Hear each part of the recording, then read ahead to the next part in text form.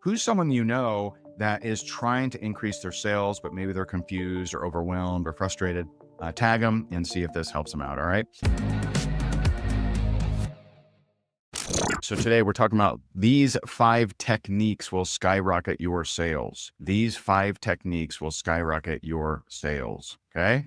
Let's just jump right in. Let's jump right in. Number 1, know what you're doing once you make a sale before you prospect. Okay. I want you to think about this. Okay. So most people, they are mentally rehearsing rejection. They're mentally rehearsing the person just saying no and not moving forward. Well, what if they say yes?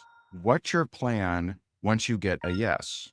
Do you have a plan? I forget who said this, but it's no one plans to fail, but they fail to plan. So plan, what if someone says yes, they are open to taking a look at what you're doing. They are open to making more money. They are open to, looking at real estate. They are open to buying insurance, whatever. Have a plan. What's the next step if they say yes to being open? What's the next step if you get them on board, if they make the purchase? So you got to understand closing and onboarding. So know what you're doing once you make a sale before you prospect them. That's number 1. Number 2, eliminate all negative thinking and perspectives.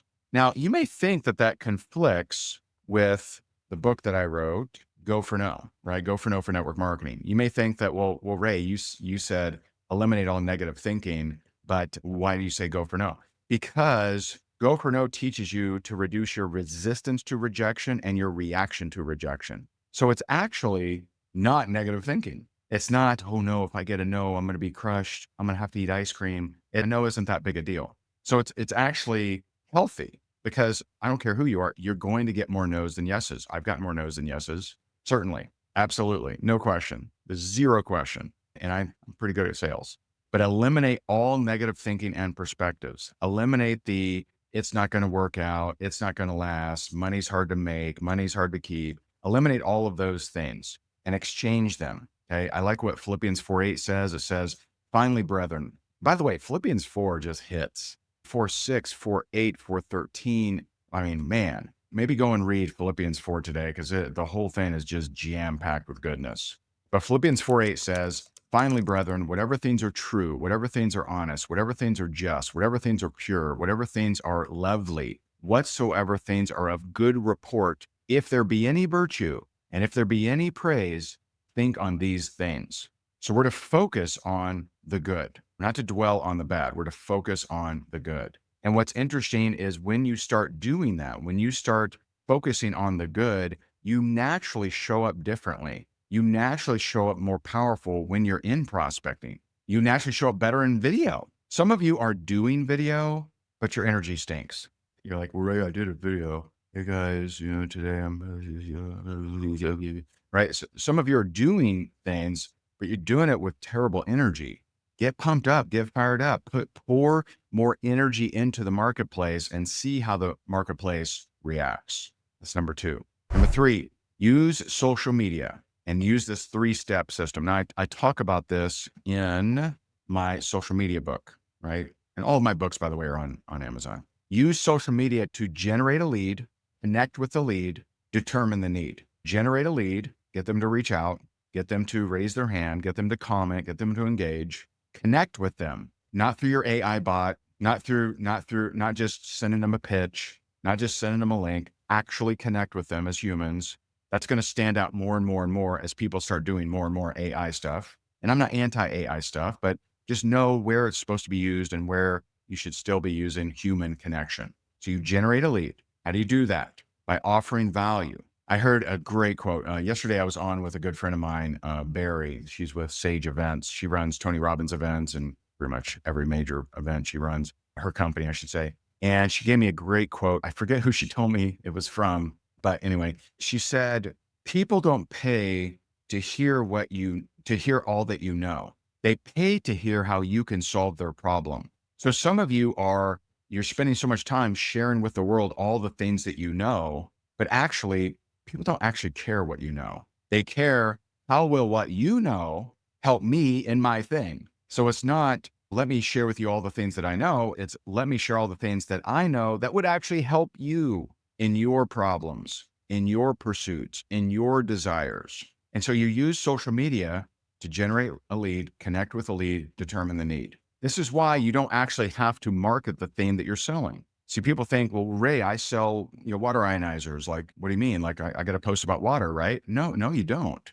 Now, I'm not saying not to, but I'm saying to sell a thing, you don't actually have to market it. What you do have to do is generate leads or prospect, right? You got to, you can not market and generate leads. You can also mow your lawn with a pair of scissors, right? But that doesn't seem very efficient. So you use social media to provide value, to raise curiosity on how you have intrinsic knowledge or you have some kind of method or system or process that will help the person you're talking to solve their problems. So you generate the lead, you get them to reach out, you connect with them. Hey, tell me about your journey. What have you tried so far? How have you, what hasn't worked? Ask them those kind of questions. And then you say, you know what, based on what you've said, I think you could actually really use and benefit from the thing that I sell.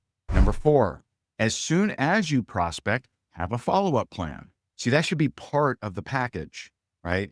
I'm prospecting today. And at the same time, after I communicate with them, I'm setting a follow-up plan. So when I talk to someone, I need to follow up with this person, I put it in my calendar, shoot an email to Jim, text Joey. I put it in my actual calendar. See, some of you are relying on who did I talk to last week? Oh, who did I talk to? I don't know, right? So we have these 90-day journals, and don't worry, we do have male versions as well. Unless you like these colors, no judgment. All right. But we have these 90-day journals. What's really powerful about these 90-day journals is we designed these. We studied a whole bunch of journals and we designed them ourselves. And so you go through, you fill this out on what did you do this day? And then when you need to follow up, you can just flip through it like, oh yeah, I haven't talked to Tim yet. Oh yeah, I haven't reached out to Tabitha. I haven't reached out to Gertrude or Jebediah. You get it. But we got these in all kinds of different crazy colors. And again, we do have masculine ones too. I think we have one. We have one masculine color because, to be honest, more women buy from us than men. So there you go. Right. Where can you get those? You can get those at rankmakershop.com. Rankmakershop.com. But to me, now you can do it electronically. You don't have to have something in paper. I like the paper. Because let's say that you've filled out, let's say you did this for like a year, right? So 90 days, 90 days, 90 days, 90 days, that's about a year. And so you do these for a year and then your company runs a contest sometime next year. You have 4 of these filled out. Go pull them off your bookshelf and go through them and see who do you need to follow up with. They're money. Now, personally, I think it's easier for leads to get lost if it's electronic. Maybe you're really diligent with electronic. So, hey, if you got a system, then don't change it. Keep doing it. But I think most people, I think it's easier for things to get lost. Well, it's easy to get lost if you're doing everything through sticky note, right? That's for sure. I think it's also easy to get lost in electronic, unless you're really diligent with that. These, you fill them out. You don't throw them away ever. You put them on your bookshelf. You come back to them when there's a contest, or you come back to them when you want to have a big month. And so these are worth their weight in gold. Okay. That's number 4. Number 5. This is so big.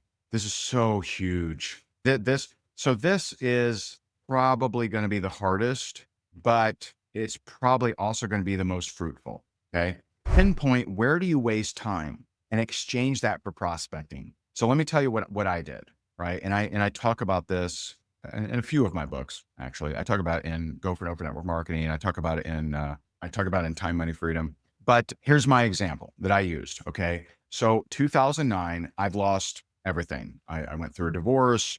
I've lost multiple real estate investments. I'm $1 million in debt. I'm depressed. I'm in personal foreclosure. Okay. Not the perfect circumstances for success. Okay.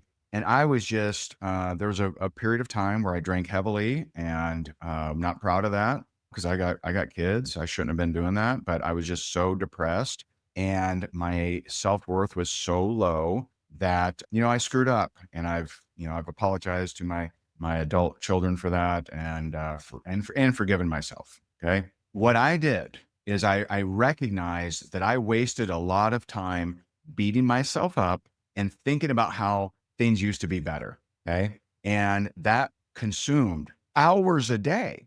Like if I added up all the time that I spent beating myself up and thinking about how things used to be and how bad things are now, it literally was hours a day. So I created a psychological trigger. This may sound strange, or maybe this will free you. I don't know. But as soon as I thought about how bad my life was, or I started to beat myself up, I had to prospect.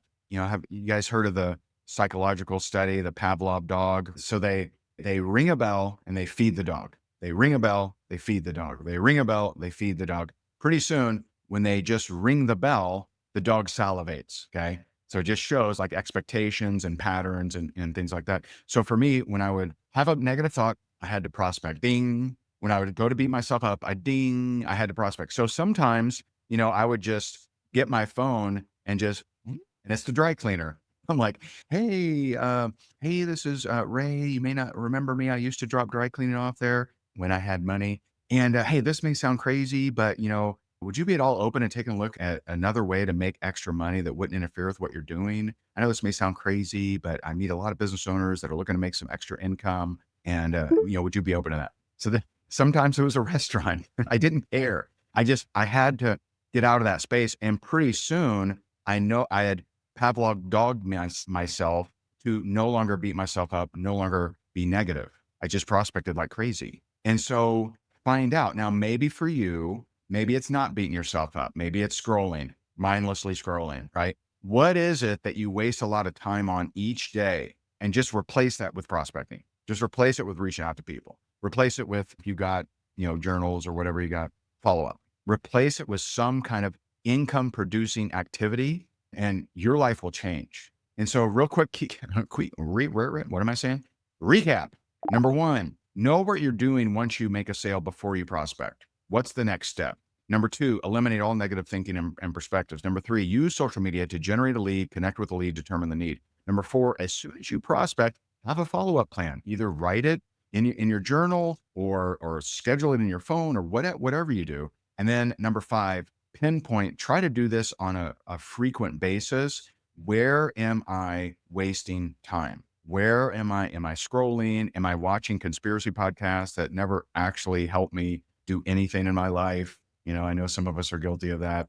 But where am I wasting hours of time a day? And what if I just exchange that for prospecting? What if I just exchange that for anything, right? Prayer or reading the Bible or working out or doing push-ups or anything? Like, is there anything, right? What's that thing that's wasted? And so there you go. Those are the 5 techniques that will skyrocket your sales. If this was helpful to you, please share this, tag someone who may need to hear it. All right. And so have a great day. God bless you and your family, and I'll talk to you soon. Bye for now.